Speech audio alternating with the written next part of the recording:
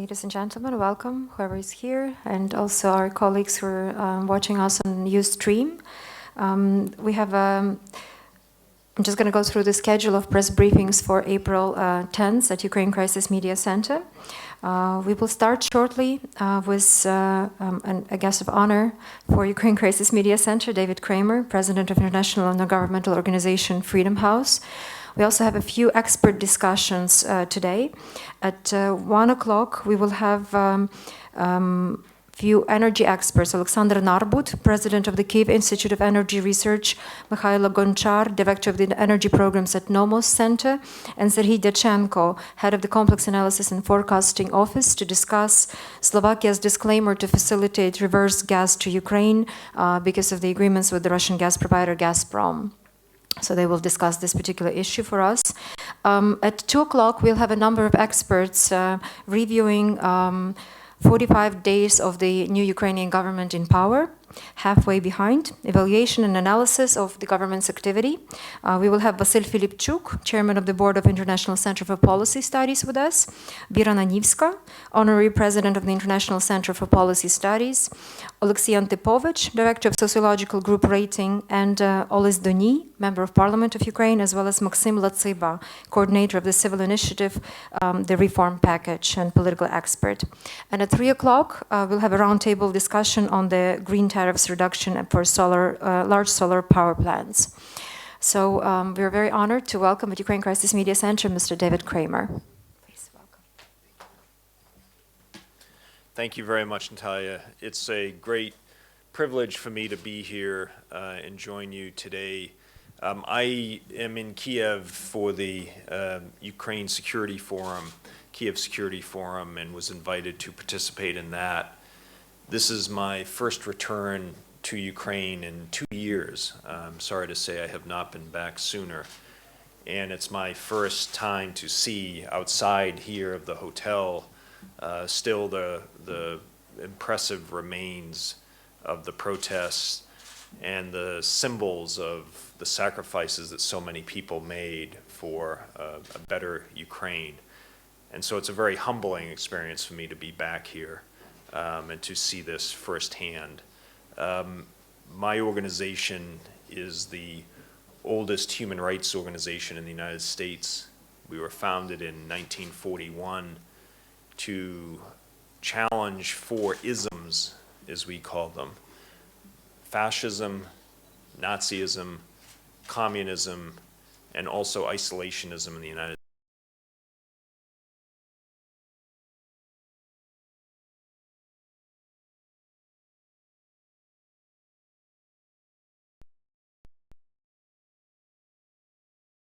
Countries that were free, that were democratic, had an obligation to help others to their freedom.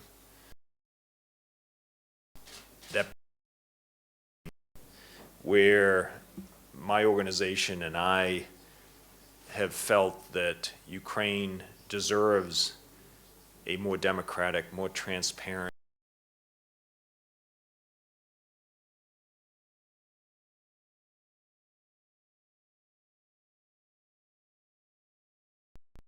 relations with Russia. These should not be mutually exclusive.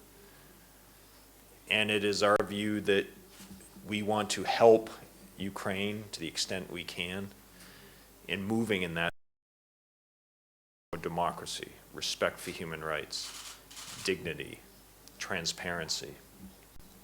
And so my organization has supported those who are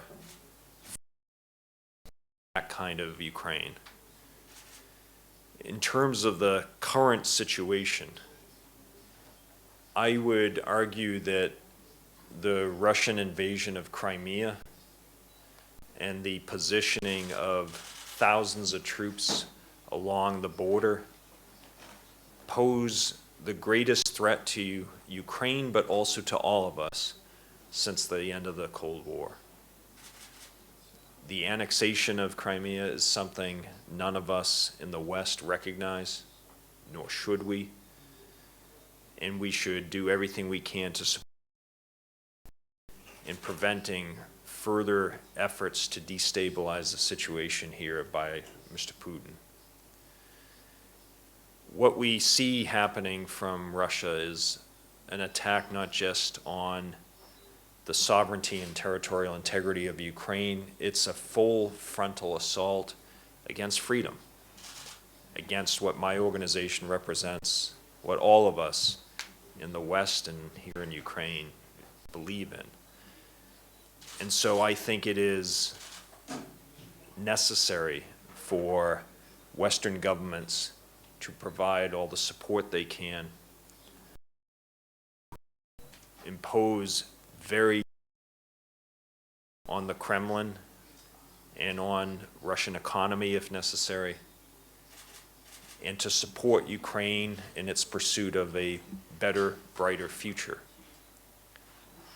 We should be providing economic assistance to help Ukraine through its economic crisis.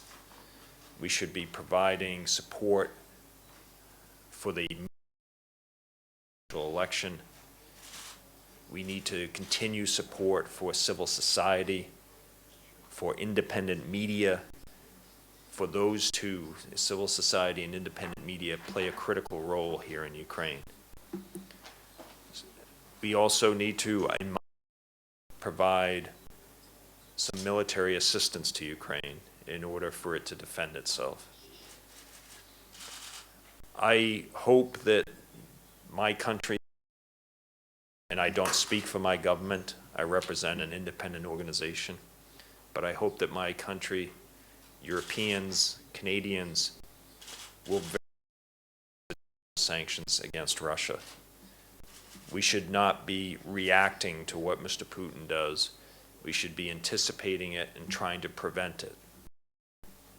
And so it is my hope that we not wait much longer before imposing serious consequences on the actions that Mr. Putin has already taken and for the actions that I fear he might take if he does not see a strong position taken by the West.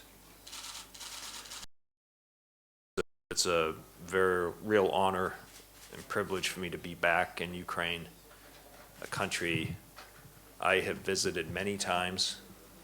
I worked years and traveled here in my official capacity.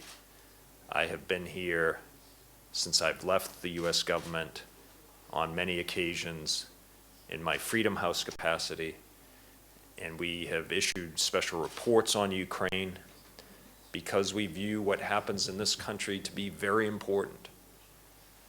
Ukraine is part of the vision we hope to see realized of a Europe whole, free, and at peace.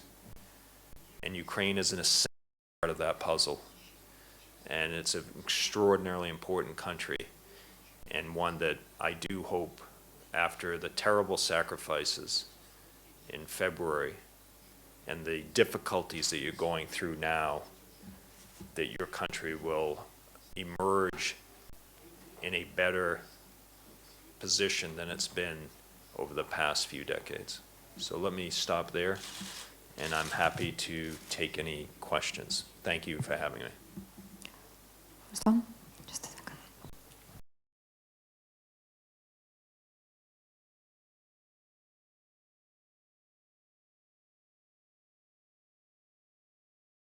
Government officials and Russian media, the sanctions the United States and the European Union imposed on Russian officials. Why do you think the US and the European sanctions and it just don't stop Putin? I think these sanctions that have been taken, they were just a first step. The US and Europeans and Canadians, so North Americans and Europeans, need to impose much tougher sanctions. The impression I think that Putin and Russian officials have is that the West is too reluctant to impose serious sanctions because they will have a negative effect on European economies, less so on the American economy. U.S.-Russian trade is European-Russian trade. But the impression is that the Europeans are reluctant to impose further sanctions because of the impact on their own economies. I think it's critically important that Europeans and Americans disabuse Putin and other Russian officials of this notion that we have gone as far as we will. We need to show a very strong resolve in dealing with Russian aggression and impose the Russian economy. I think the sanctions imposed so far have had some impact, but obviously nowhere near enough. The Russian economy is experiencing a falling ruble, a falling stock market. Capital flight in the first quarter of this year is estimated to be more than all of last year. Russia is more integrated in the global economy than it ever has been before, which means it's also more vulnerable. I do think that more sanctions that would target the Russian economy, the banking sector, state-owned enterprises, and other things would have an impact and get the attention of Russian officials. It's not to say that sanctions will turn Russia into a democracy. We should be realistic about the impact. Thank you very much. We should recognize that sanctions aren't going to turn Russia into a democracy. They may not undo, in the short term, the annexation of Crimea. But I do think the point of sanctions is to get people in the Kremlin and around the Kremlin to rethink the strategy and the policies that they have launched. And I do think that the more the West and squeezes the Russian economy, the more likely it will have an impact. We have more steps we can take. We need to take them very quickly. A question here.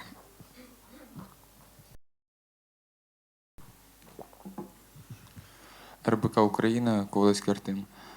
Скажіть, а як вважаєте, чи реально у середньостроковій перспективі повернути Крим Україні? Чи це стане так само таким яблуком роздору, як свого часу Косово? Дякую. I think it's extraordinarily important for Western officials as well as Ukrainian officials to never accept the annexation of Crimea by Russia. Don't know if in the short term the situation will change.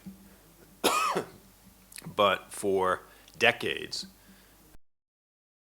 never recognized the absorption of the Baltic states into the Soviet Union. And the Baltic states, as you know, of course, have been independent and thriving states. I think we need to take a similar kind of position toward Crimea. No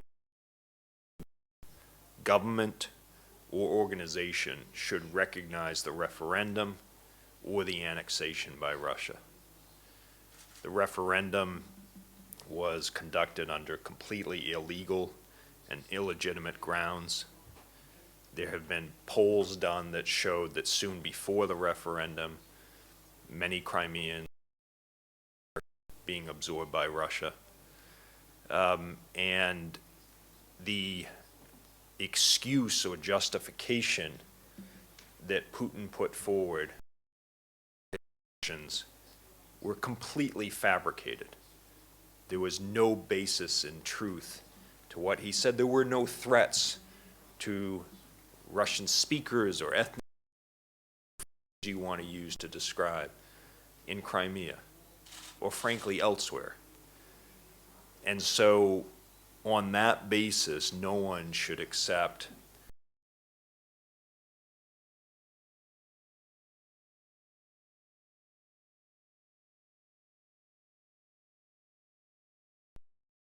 of what happened.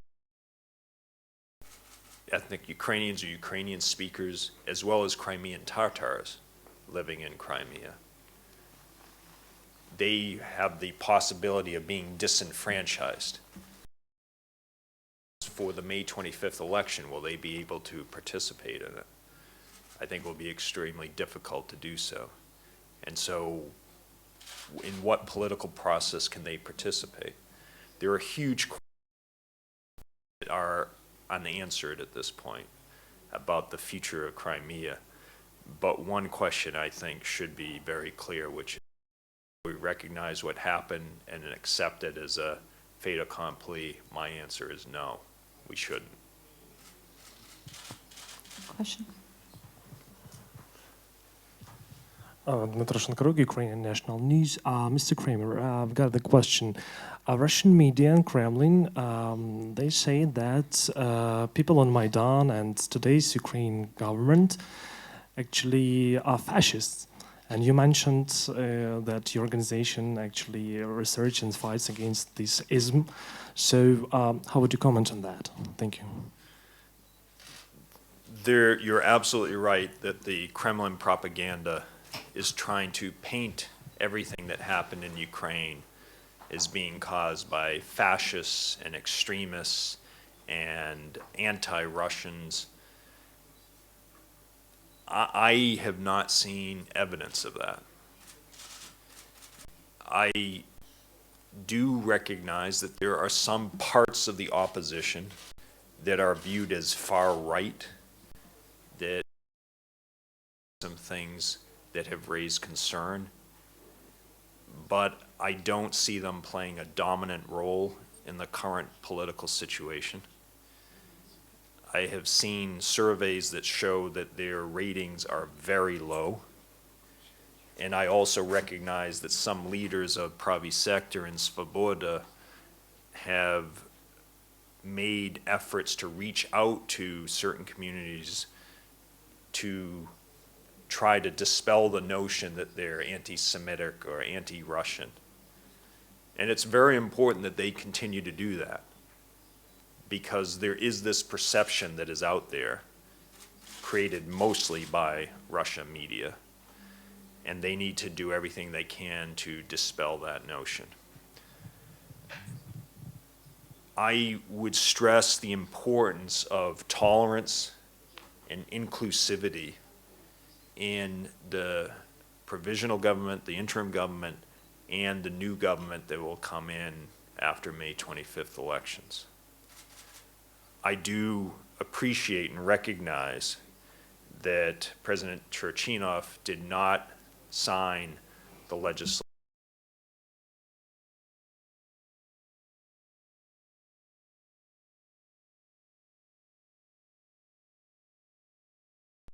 The presence of extreme forces in any government can raise concern, but these forces are not a dominant force.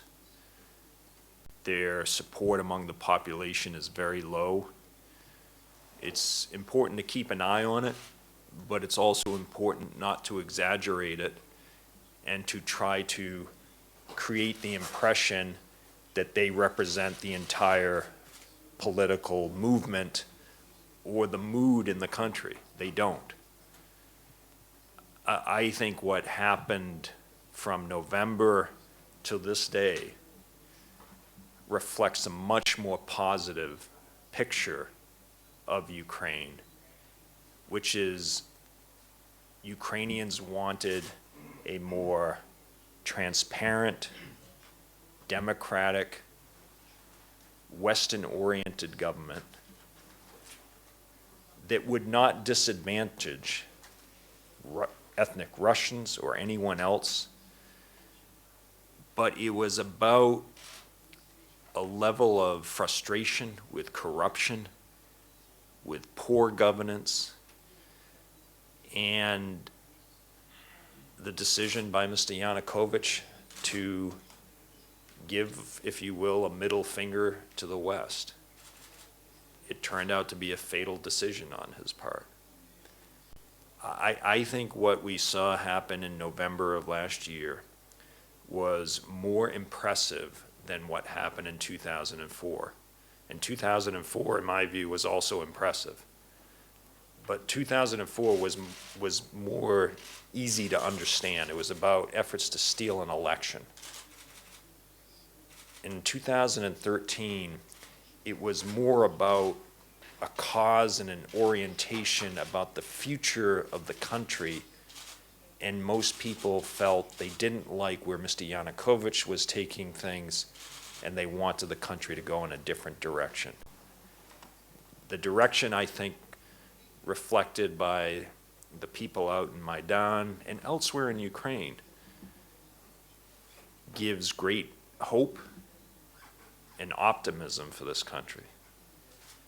But it also means that Ukraine's leaders better get it right, and Western governments better help. I don't know how many times Ukrainians can go out into the streets and protest against bad government. Doing it twice in a decade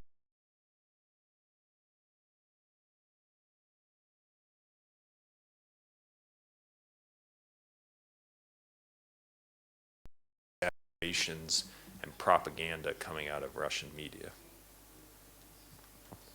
Another question here. И снова Ковалевский Артем, РБК Украина.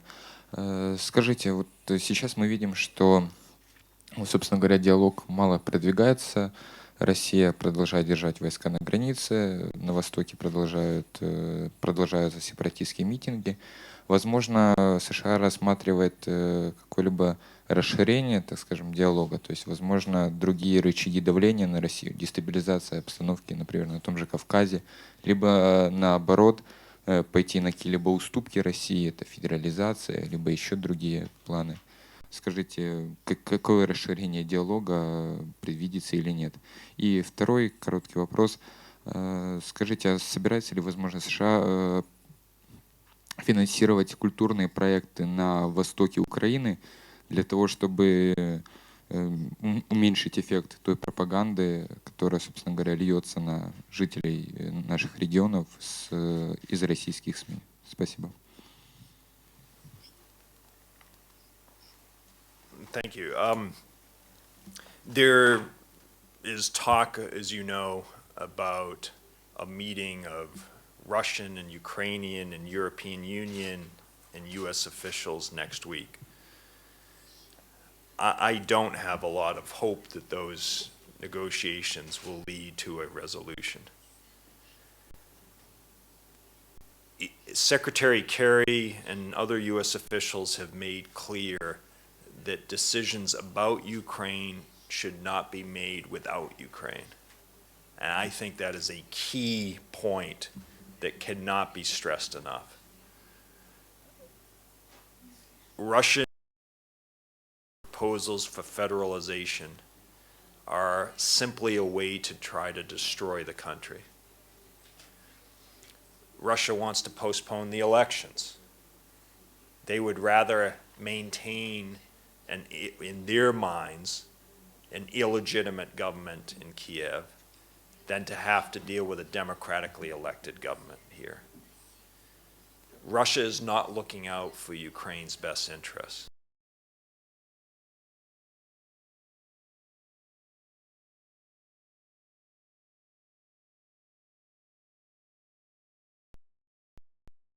And in destabilizing the rest of it, so that Ukraine is unappealing, unattractive to the European Union, to the West, to the United States, so that the West will lose interest in Ukraine. That's what he wants, and then he can have his way here. I think negotiations with Foreign Minister Lavrov have been a waste of time. He doesn't seem to have any authority. He doesn't seem to be in the loop, if you will, the inside on decision-making back in the Kremlin. So I'm not quite sure what the point of further talks with him is. I think the language Putin understands is tough, hard-hitting language. And by that I mean tough, hard-hitting sanctions. I would put Mr. Putin on the list if he continues down the path that he's on. I doubt the US and Europe will do that, but I want government officials and leading businessmen in Russia to worry that they might be added to the list. If we get them to worry that they might be next, then we might get support for what Putin is doing to go down. So I think having negotiations without adding further tough, hard-hitting sanctions is a mistake. I would like to see, I'm not predicting this, I would like to see the United States announce today that it is imposing a third round of tough sanctions, broader sanctions. That will likely get Moscow's attention more than anything, more than any call to sit down and negotiate. In my view, there's nothing to negotiate. Russia needs to withdraw its troops from the border. It needs to stop stirring up trouble in eastern cities in Ukraine. And it needs to return to the status quo ante in Crimea, the earlier question you asked about Crimea. There isn't much to negotiate. Ukrainians should decide their own future, not Russians. And my impression is that most Ukrainians reject the notion of federalization, at least as proposed by Moscow. So I don't think federalization is a solution. I don't think the United States supports a move toward federalizing Ukraine. And we should not think that Russia cares about the future of this country. It doesn't. Mr. Putin wants to hurt this country so that the West loses interest and so that he can maintain control. And I don't think it's much more difficult to understand than that. And I think increasingly U.S. officials also recognize that. Oh, sorry. Hold on. We're translating two ways, so. It's only one way by sanctions, or it's another ways, maybe destabilization of South region, or what ways of press to Russia? Sanctions, I think, are the main option. We've heard U.S. officials from President Obama down say the military option is not on the table. None of us want military conflict. That said, I would not tell Mr. Putin what our limitations are. I would rather have him wonder what we might do rather than to make it clear to him what we won't do. We have some ships, the U.S., have some ships. A destroyer apparently is entering the Black Sea this week. What's the point of having a destroyer enter the Black Sea unless you're prepared to provide support? There's the issue about providing military assistance to Ukraine. I think more could be done in that area so that Ukraine can defend itself, not for the U.S. to go to war or to have soldiers on the ground here, but to at least help Ukraine defend itself. I don't think it's helpful to try to destabilize Russia. An unstable or destabilized Russia is not in anyone's interest. My interest is in stabilizing Ukraine and stabilizing the region and promoting democracy and respect for human rights. I think that's the best for everybody in the region, but Mr. Putin disagrees. He views democracy and freedom and human rights as foreign concepts that pose a threat to the kind of system he wants to establish as the model for the region. I do understand and accept people who say the best way to respond to Russia is to help Ukraine.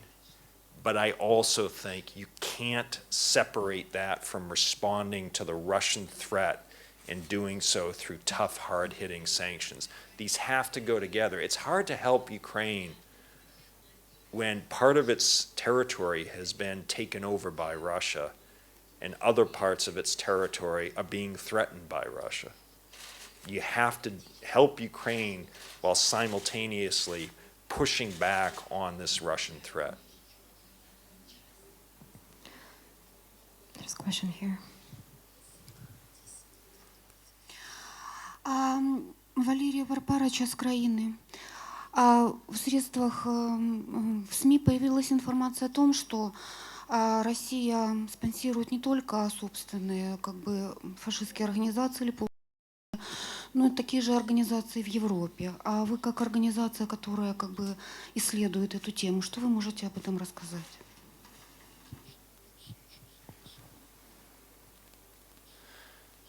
I don't have enough information to either confirm or deny Russian support for far-right organizations in Europe. I will. Extremist views anywhere are a threat, not just in Ukraine, but in Europe or in the United States for that matter. Views and groups that reject tolerance for other views or for minority groups are a threat to freedom and human rights. So it wouldn't surprise me that there may be a relationship there, but I can't say with any confidence that there is.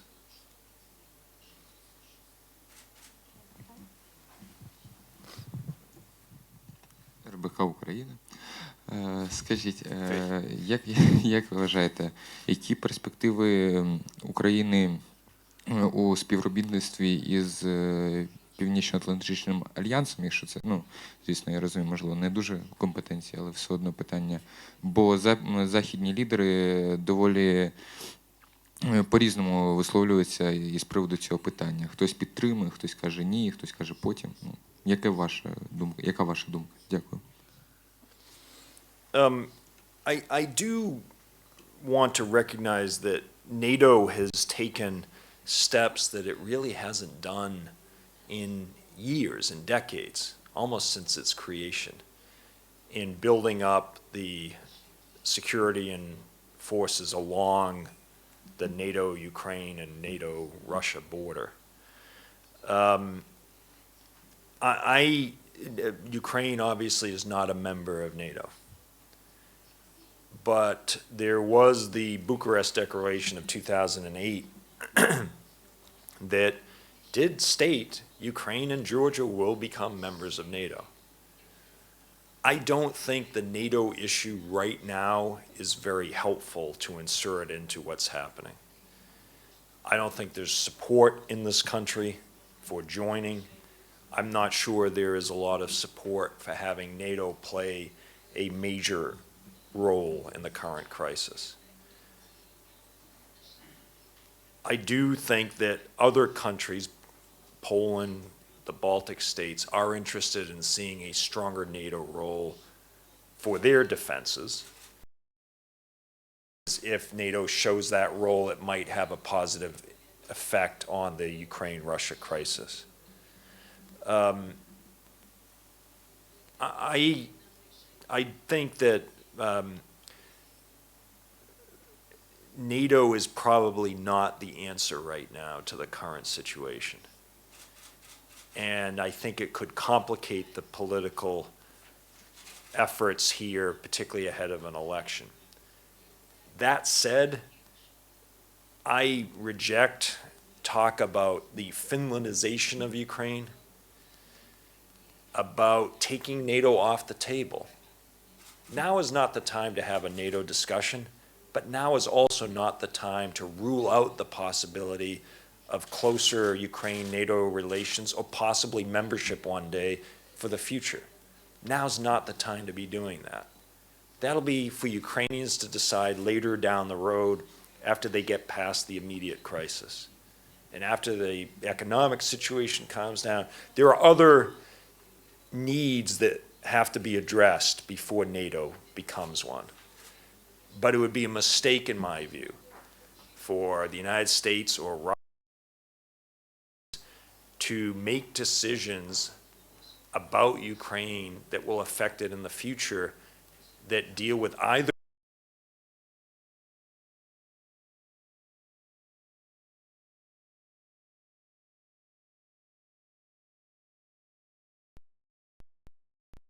don't want to see Ukraine join Europe.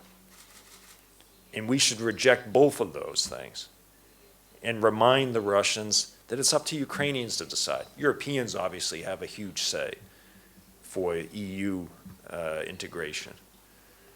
But NATO, the United States obviously is the most powerful NATO member, will have a say in that, but we should not be ruling out NATO membership in the future, but making it a big issue right now either. A question, if possible. Yes.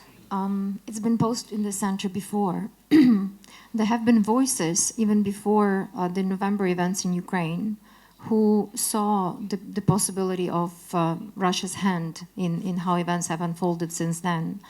But there has been a feeling that people had to be beaten up or killed in big numbers before the West was able to react in any strong way. Do people really have to die again before further sanctions will be imposed? Is there any medium measure what Ukraine has to do for the West to realize the threat that it is dealing with already because of the situation in Crimea, not even talking about what is currently happening in the east of Ukraine? Let me try to answer it in two.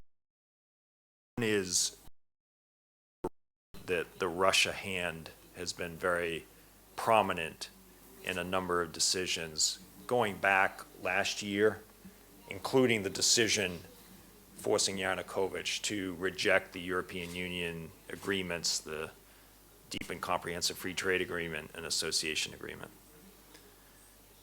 I think February 17th, when Putin announced the resumption of the $15 billion bailout, it's too much of a coincidence that the next day Yanukovych ordered the Maidan to be cleared. I don't have concrete proof, but I think it's safe to conclude that you better deal with those protesters and get the situation under control. So I think Putin's hand has been all over a lot of these bad decisions that we've seen. I also do regret that it took the terrible loss of life for the West to finally announce that they were imposing sanctions without even actually having the sanctions fully in place. It took the West far too long, in my view. Freedom House issued a statement in early December after the first use of force against protesters, calling for two things. Calling for President Yanukovych to step down because we felt that was in the best interest of the country, because we felt he had forfeited his legitimacy. After being elected democratically, in my view, in 2010, and I was here for both rounds of the election, it wasn't a perfect election, but it was a credible election.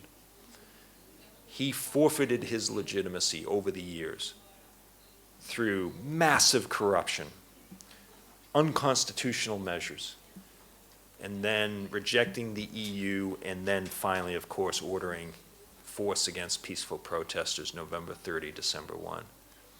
It's important, I think, to keep in mind that democratically elected leaders are not endowed, not granted permanent legitimacy. They have to maintain it, they have to earn it, and he forfeited it. So that's why we urged him to step down in the best interest of the country, and I regret that he didn't. We also, in that statement, called on the West to start imposing sanctions for the use of force. And I regret that it took December, January, February, almost 2.5 months and after the terrible loss of life before it did so. I had felt that President Yanukovych's grip on power was much weaker than others felt. And the impression in Washington and in other cities was, well, Yanukovych is going to be there. He's going to be there until 2015 elections at least. If we sanction them, then it will cause problems in our relationship. That position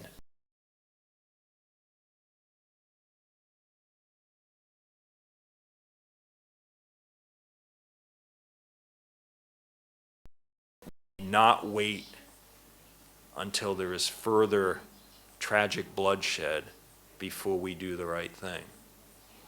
We need further bloodshed, not to respond to it.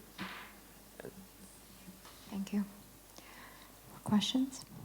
Okay. Can we allow for one more? That's fine. Just one more? He's on a roll, so that's fine.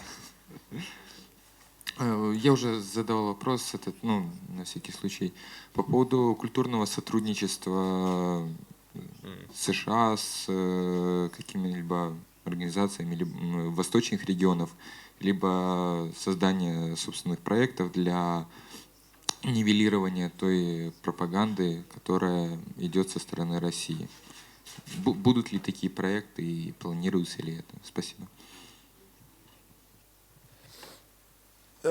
I think, well, I think there are two ways to look at it. There's the broadcasting that the U.S. can do, VOA, RFERL, which have become more important than ever.